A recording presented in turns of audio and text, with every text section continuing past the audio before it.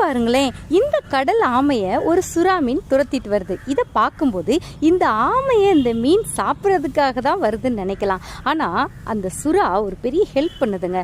என்னன்னா, மனிதர்கள் இருக்கக்கூடிய இந்த கப்பலுக்கு அருகில் இந்த கட்டப்பட்ட கடல் ஆமையை கொண்டு வந்து சேர்க்குது. ஏன்னா அந்த கட்டுக்களை அறுக்க இந்த மனிதர்களால் தான் முடியும்னு சொல்லிட்டு அந்த சுறாவுக்கு தெரிந்ததுனால பாருங்களேன், ஆறறிவு படைத்த மனிதனே கட்டப்பட்டிருக்கிற அந்த ஒரு சின்ன ஜீவனை விடுவித்து அதற்கு மருந்து போட்டு அதை மகிழ்ச்சியாய் மறுபடியும் வாழ வைத்தாங்கன்னா, நம்மை உண்டாக்கின சிருஷ்டிகர்த்தர் தேவாதி தேவன் அந்தகாரத்திலும் மரண இருளிலும் நம்முடைய சூழ்நிலைகள் நிமித்தமாக நான் உயிரோடு இருக்கிறதுக்கு இல்லாம இருந்தா நல்லா இருக்கும்னு சொல்லி சில வேலைகள்ல சொல்றோம் பார்த்தீங்களா, அதுதான் மரண இருள். அந்தகாரம் அப்படின்னா பிட்ச் டார்க். அடுத்து என்ன செய்யறது, what is my next step, என்ன செய்யணும் எனக்கு தெரியல, இதே சூழ்நிலையில இருக்கிறதும் ரொம்ப கடினமா இருக்குன்னு சொல்லிட்டு ஒரு அந்தகாரமான ஒரு க்ளூமியா ஒரு சுச்சுவேஷன்ல நம்ம இருக்கிறோம்ல.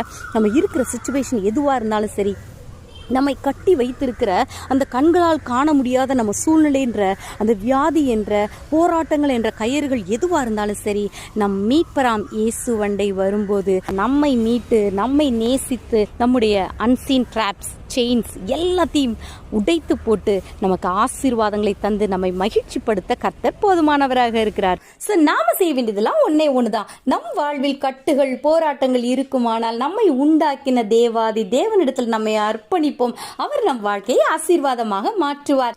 அதோடு கூட இந்த சுறாமீன் எப்படி அந்த கடல் ஆமையை கொண்டு வந்ததோ அதே போல நமக்கு தெரிந்தவர்கள் யாரெல்லாம் போராட்டங்களோடு பாடுகளோடு வேதனைகளோடு அந்தகாரத்தில் கட்டப்பட்டு அவர்களையும் கிறிஸ்துவண்டை கொண்டு வந்து சேர்ப்பது. So let's join with Christ and live joyfully. God bless you.